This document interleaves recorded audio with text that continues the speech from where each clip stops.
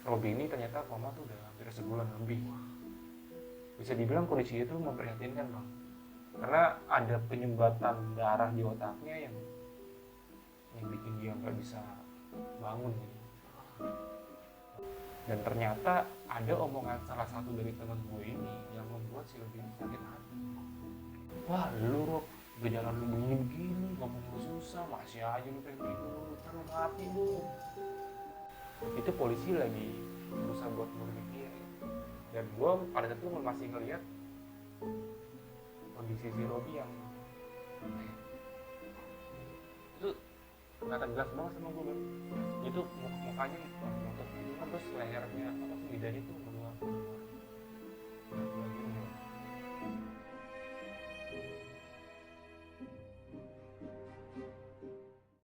Assalamualaikum warahmatullahi wabarakatuh. Balik lagi di Selatan Jakarta, kali ini bersama gua Reja. Apa kabar kalian semua? Semoga sehat selalu ya. Dan semoga tetap dalam lindungan Tuhan Yang Maha Esa.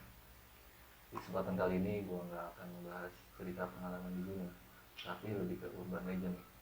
Dan kebetulan gua lagi singgah nih di salah satu konten kreator. Nanti kita kenalan langsung. Gue mau mengucapkan banyak terima kasih buat teman-teman yang udah dukung channel kita dengan cara like, comment, and subscribe, yang udah ngeklik video kita, menonton atau mendengarkan.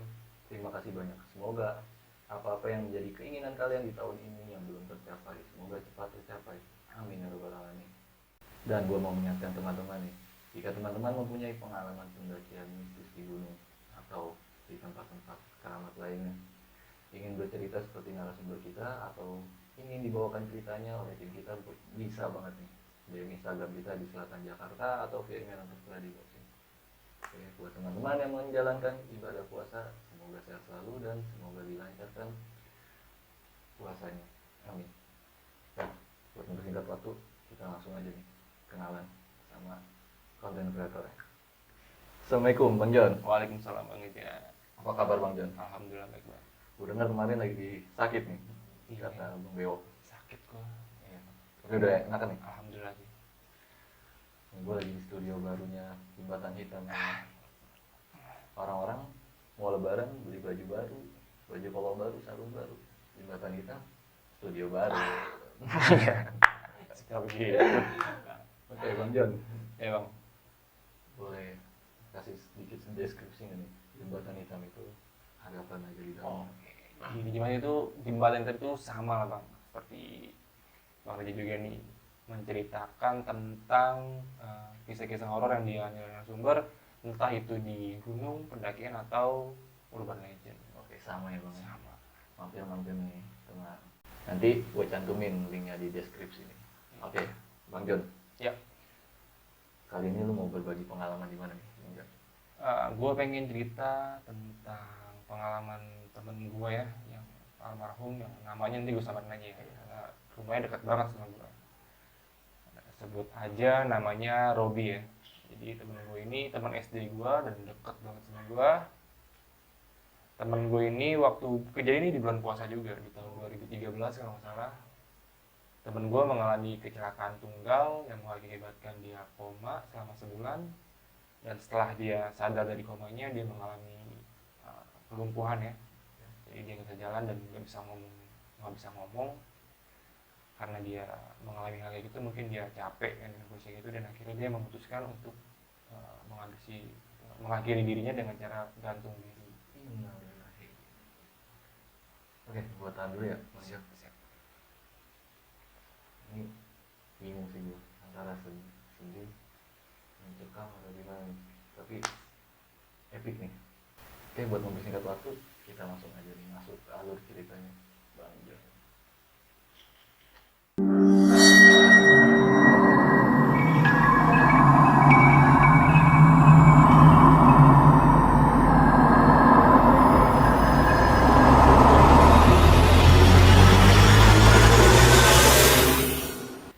Assalamualaikum warahmatullahi wabarakatuh. Di sini gue mau menceritakan pengalaman yang pernah gue alami bang ya. Di tepatnya kisah sih yang pernah gue alami, dimana gue kehilangan teman dekat gue dari SD sampai SMP. Gue berteman sama dia, dan dia meninggal setelah gue lulus SMA dan kerja.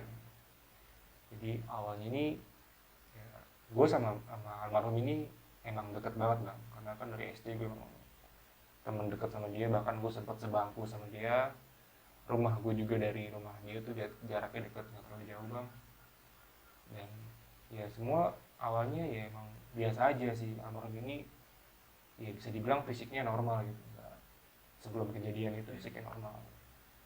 Nah cuman sayangnya almarhum ini memang setelah lulus SMA dia ini terjebak atau terjerumus lah ke dalam dunia hitam lah. Dia suka ya sorry dia suka minum minuman keras gitu kan, sampai ya tau lah kenangan remaja zaman dulu lah ya. Dan kejadian ini tuh gue alami di tahun 2013 kalau nggak salah, 2013 2014 gue lupa di tahun waktunya. Nah, yang gue inget itu kejadian di bulan Ramadan bang. Jadi waktu itu gue dapet kabar dari orang rumah gue, karena waktu itu gue lagi kerja kan. Terus gue pulang ke rumah, gue dapet kabar dari nyokap gue kalau si almarhum ini ternyata mengalami kecelakaan tunggal. Jadi almarhum ini boncengan sama temannya berdua, dan pada saat kejadian itu si almarhum sama temannya ini sedang dalam kondisi nggak sadarkan, bisa bilang mabok lah ya, karena habis minum minuman keras gitu. Itu kejadiannya kalau nggak salah di jam waktu itu gue masuk malam jam 10 gue pulang. Cuman karena gue ada ya ngobrol-ngobrol sama teman-teman kerja gue di daerah Taman Anggrek, gue sampai rumah itu sekitaran jam 12 malam kalau nggak salah. Dan jam 12 malam gue pas gue balik, nyokap gue ini belum tidur kan, karena lagi nonton TV di rumah. Terus lagi asik-asik ngobrol gitu nyokap gue, tiba-tiba nyokap gue ngomong, oh iya si itu lu dapet kabar belum, si Robi kecelakaan. Terus gimana mah?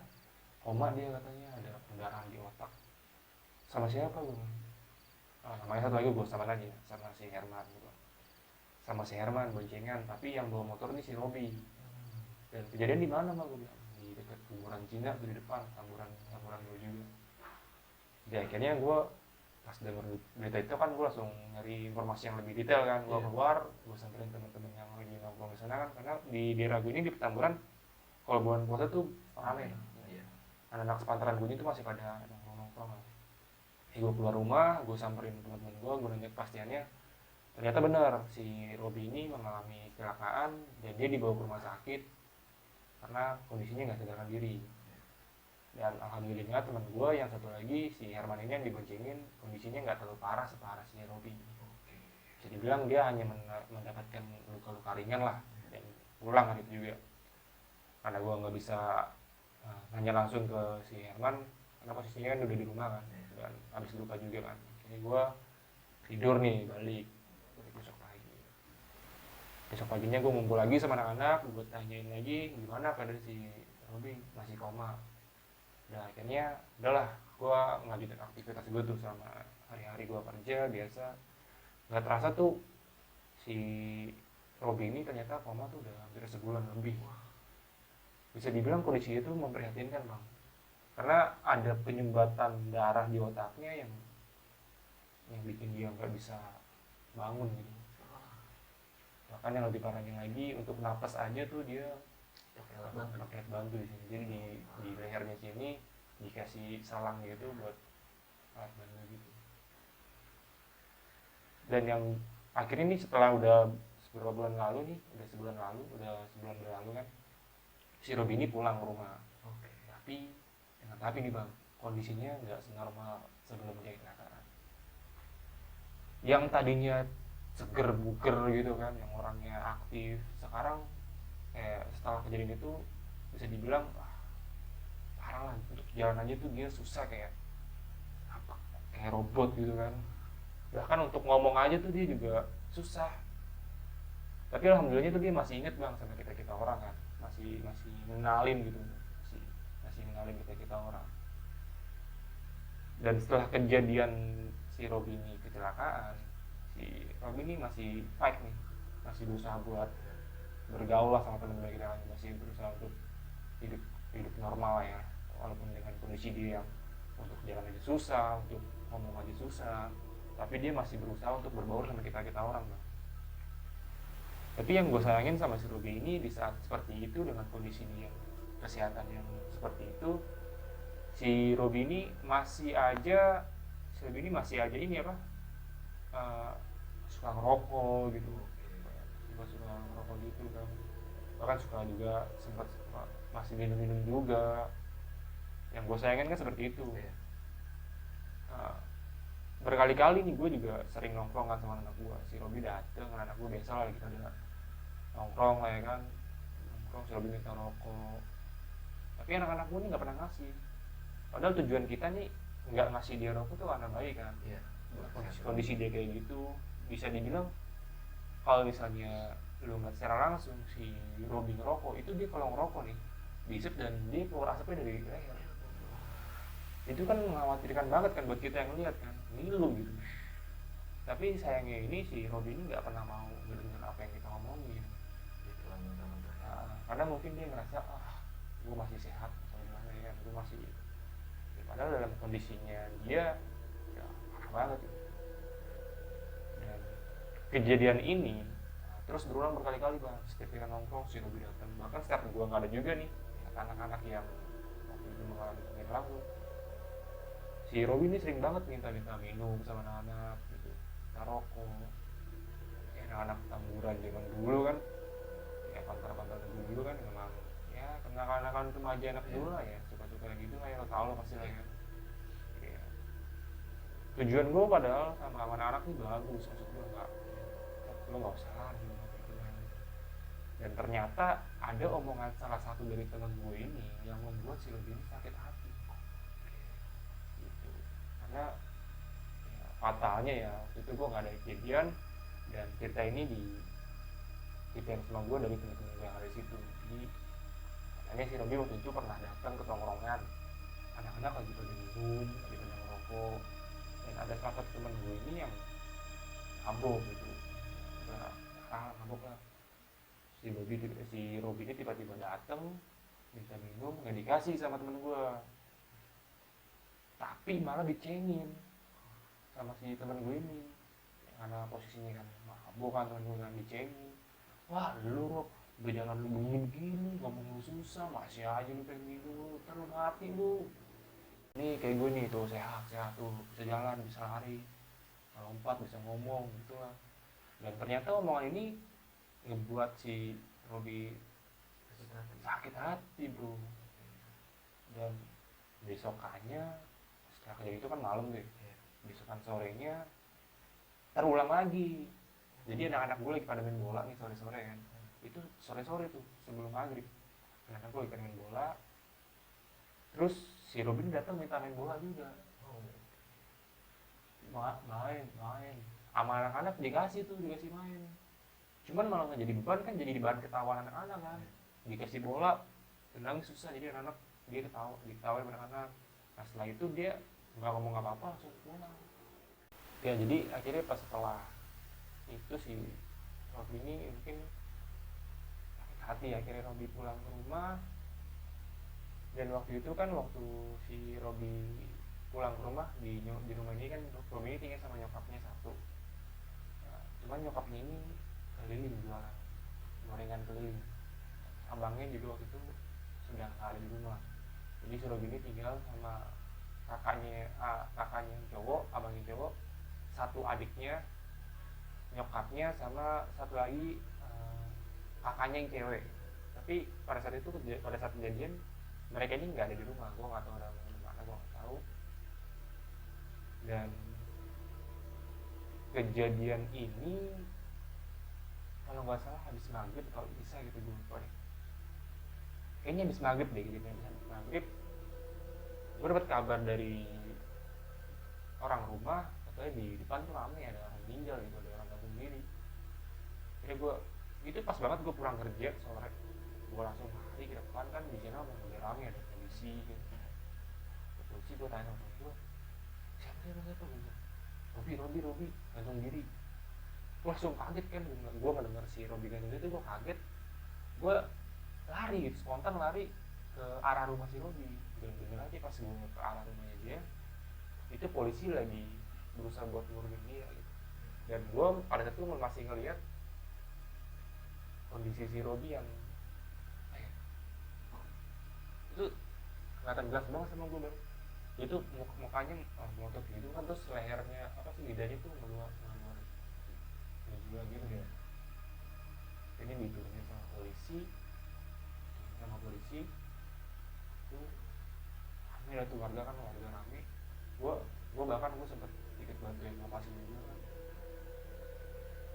Dan itu keluarganya belum pada tahu. Nggak lama kemudian mungkin ada saudara atau tetangganya yang nelfon, akhirnya nyokapnya pulang, abang-abangnya pulang, histeris kan, anaknya udah tergantung, adiknya tergantung. Ya udah itu, gue sama anak-anak kaget gitu kan, anak kaget. Dan ya kita ngumpul sama teman-teman yang lain buat merawat kan, sampai ikut ke prosesi pemakaman mereka, keluarganya gitu kan. Dan gue sama anak sempet ngobrol dan buka omongan lagi kan. Ini ya ada lah omongan-omongan dari anak-anak ya, mungkin gak sih kalau si Ruby ini sakit hati gara-gara dicengin sama kita gitu kan, lagi main bola gitu kan. Ya mungkin kali ya, atau gimana gue kurang tahu juga lah ya, atau mungkin dia udah capek dengan kondisi yang kayak gitu ya kan, tapi dia nggak diterima dengan baik sama anak. Ya, sebenarnya kita perlakukan itu bukan karena kita nggak mau gimana, karena kita tahu kondisi dia gitu kan. Tapi karena dia memaksakan diri, ya sebenarnya nggak bagus juga kan buat dia kan. Artinya dengan kondisi yang kayak gitu, fokus buat pemulihan aja gitu kan, nggak usah aktivitas berlebihan, nggak perlu lah. Ya toh nanti kalau misalnya dia benar-benar pulih kan, dia juga pasti kan bakal kembali lagi ke mana-mana kan. Udah akhirnya ya udah tuh, setelah kejadian itu ya, sehari 2 hari ya kan, minggu berlalu, si Robi meninggal. Nyokap gue bilang tuh sama gue sebelum kejadian meninggal gitu kan, dan gue juga ketemu sama si Robi. Jadi ini flashback lagi, uh, kejadian ini sebelum si Robi meninggal tuh, si Robi pernah ke rumah gue gitu, nyariin gue, tapi gue nya nggak ada, gue nya kerja. Nyokap gue gitu, si Robi kemarin waktu sebelum meninggal pernah kemari nyari dulu, lu nggak ada, mungkin dia mau ngabisin kali gitu, kalau kata nyokap gue, kalau kata orang tua gitu kan, pasti sebelum meninggal pengen ada yang disampaikan atau apa gitu, ngabisin lah bahasanya kalau kata orang Betawi. Jadi akhirnya si Robi meninggal setelah ya, kurang lebih semingguan lah ya. Dan rumahnya si Robi ini kosong karena ditinggal pergi sama nyokapnya, pindah rumah ya. Nah, kan situ dia ngontrak kan, pindah rumah atau gimana gue nggak tahu. Itu rumah si Robi sempat kosong banget, sempat kosong selama berbulan-bulan. Dan ternyata Robi ini sempat gentayangan, apa ya bahasanya ya, sempat menunjukkan dirinya lah sama orang-orang sekitar yang ada di rumahnya ya. Jadi si Robi ini rumahnya tuh masuk ke dalam gang, dan di gang itu banyak rumah-rumah lagi bang. Jadi kalau kita masuk gang itu ya mentok, tapi itu banyak rumah-rumah warga teman tetangga sekitarnya. Lingkungan padat memang. Nah, namanya tinggal di daerah pemukiman padat ya kan. Santerlah omongan sampai ke telinga gua, katanya si Robi ini meninggal dan gentayangan. Dan yang melihat sosok si Robi ini bukan cuma 1-2 orang aja bang. Sempat tukang dagang yang lewat ke sana gitu, sempat cocok ngerti juga. Bahkan yang lebih parahnya lagi, si Robi ini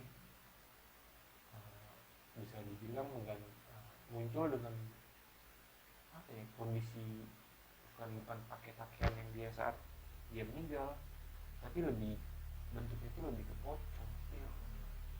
Itu yang gua nggak pikir, kenapa dia meninggal tapi dengan betengnya dengan kondisi yang berupa pocong gitu. Dan parahnya lagi, dia tuh ini kita dari teman gue ya guys, teman gue. Karena kan rumahnya dia tuh dekat banget sama si Robi ini. Rumahnya dia, kalau mau ke rumahnya dia tuh harus nggak ada rumahnya si Robi gitu. Karena rumahnya Robi itu dalam keadaan kosong dan nggak ada orang yang tinggal di situ karena tinggal sama keluarganya. Ini teman gue pernah waktu pulang malam gitu, lewat situ, dia nggak sengaja tuh nengok ke arah jendela rumahnya si Robi.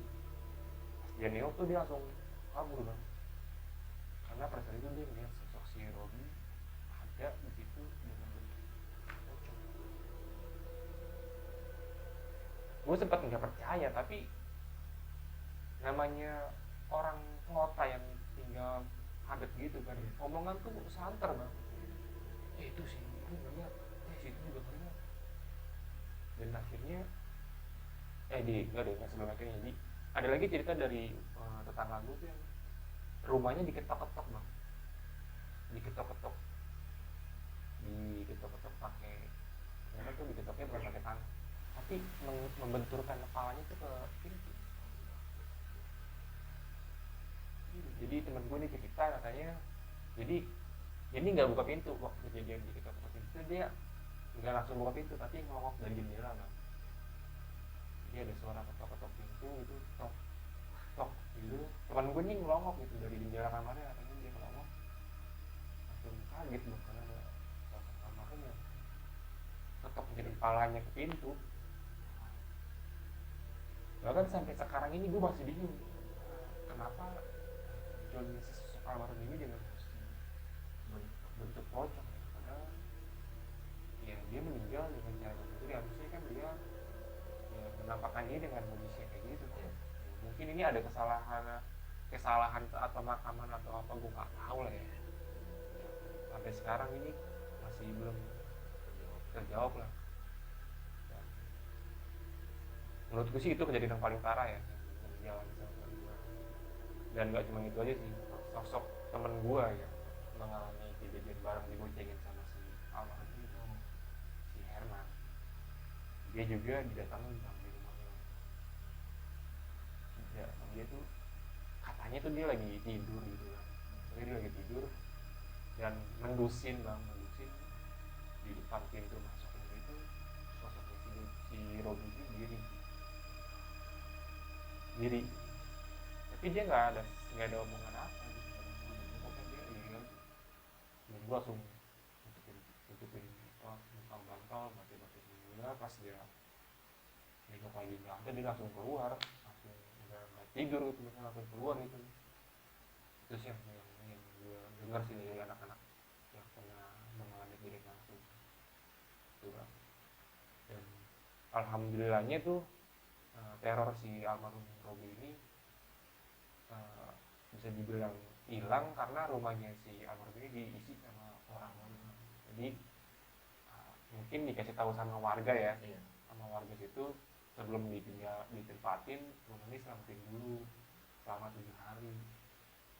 Jadi tuh warga selama 7 hari sama yang punya rumah baru itu, yang tinggal di rumah saya ini ngadain selamatan selama 7 hari itu bang.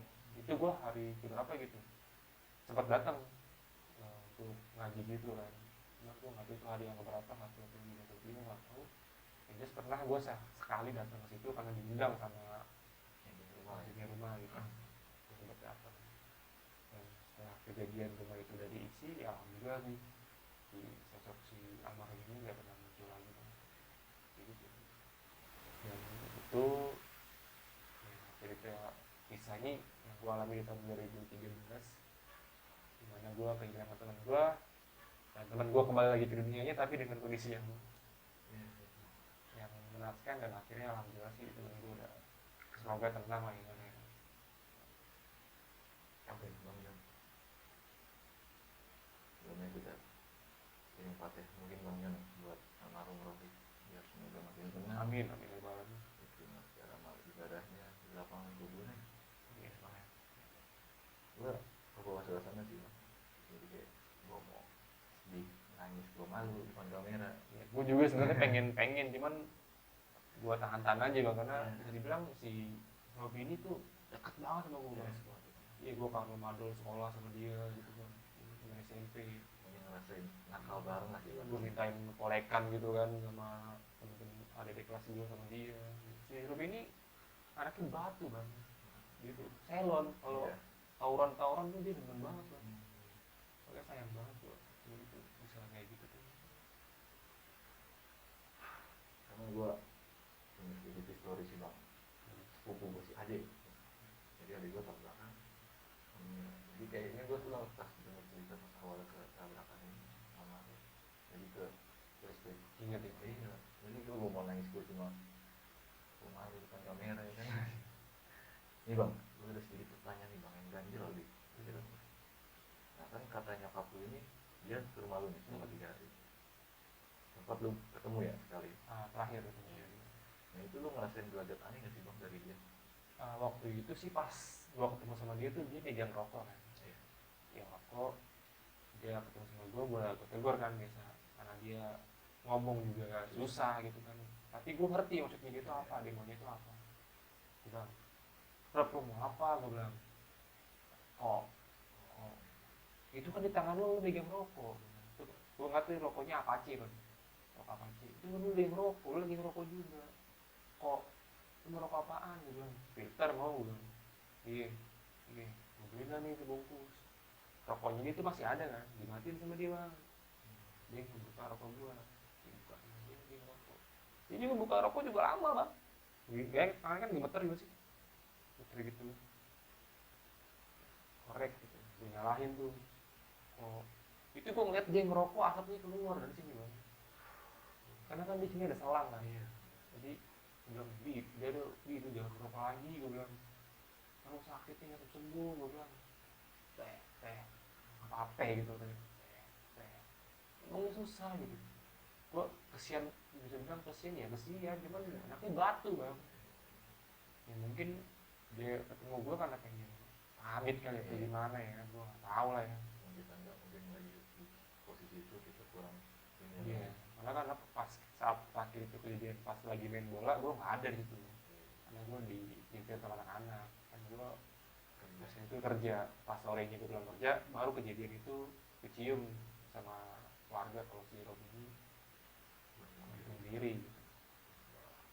Dan yang herannya lagi gini loh bang, gue nggak habis pikir ya bang ya, itu ventilasi rumahnya dia atau kayu tempat yang dia buat gantung itu jauh bang jaraknya, jauh, tapi dia tuh bisa melempar gitu, bisa melempar tali. Yang anehnya gitu, yang anehnya gitu. Karena secara logis kan kayaknya buat gerakin aja agak sulit ya bang ya. Iya, tapi ternyata itu kan sempat jadi permasalahan juga sama polisi kan, sempat diusut juga kan, karena dengan kondisi dia kayak gitu kok dia bisa melempar tali. Itu sempat diusut sama polisi kan, melempar tali ke atas buat ngegantung dirinya itu. Ternyata dia tuh naik ke tangga bang, karena di situ ada tangga mengarah ke arah loteng, terus dia bisa melempar dari situ.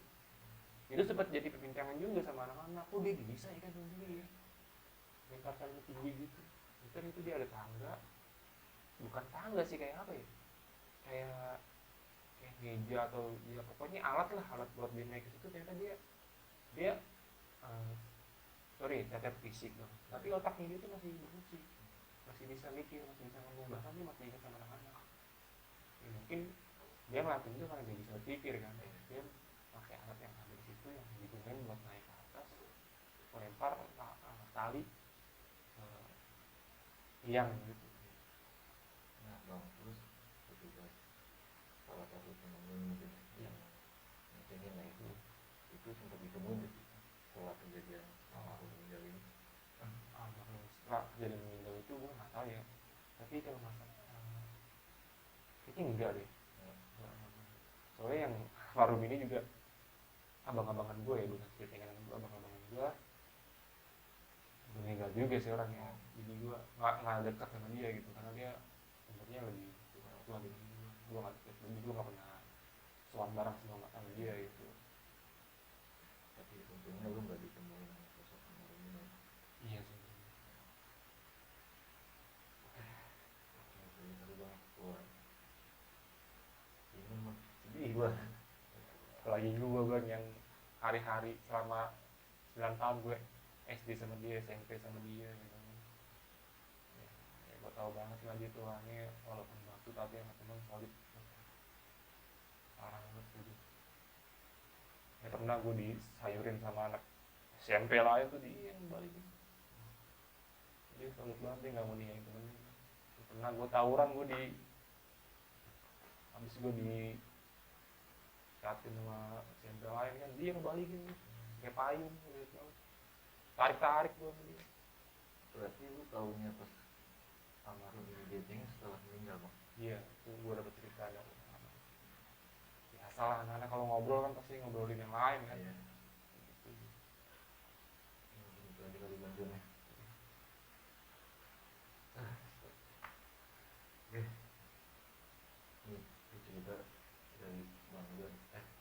cerita pengalaman Bang Jun ketika kehilangan teman perjuangan ini. Gitu banget sih ya. Mungkin sampai sini aja kali Bang Jun ya. Siapa? Gua Reja bersama Bang Jun.